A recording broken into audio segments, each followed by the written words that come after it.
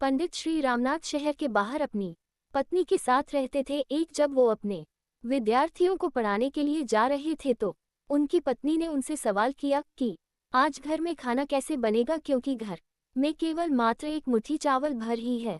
पंडित जी ने पत्नी की ओर एक नज़र से देखा, फिर बिना किसी जवाब के वो घर से चल दिए। शाम को वो जब वापस लौटकर आए तो भोजन के समय थाली में कुछ उबले हुई चावल और पत्तियां देखी। ये देखकर उन्होंने अपनी पत्नी से कहा, भद्रे, ये स्वादिष्ट शाक जो है वो किस चीज से बना है?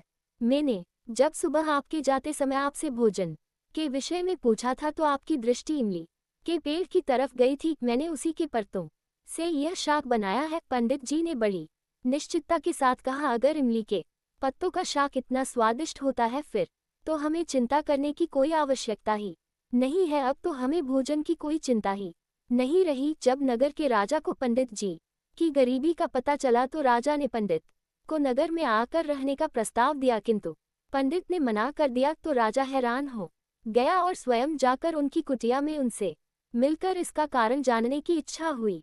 राजा उनकी कुटिया में गया तो राजा ने काफी देर इधर उधर की बातें की, लेकिन वो असमंजस में था कि अपनी बात किस तरह से पूछे। लेकिन फिर उसने हिम्मत कर पंडित जी से पूछ ही लिया कि आपको किसी चीज का कोई अभाव तो नहीं है ना?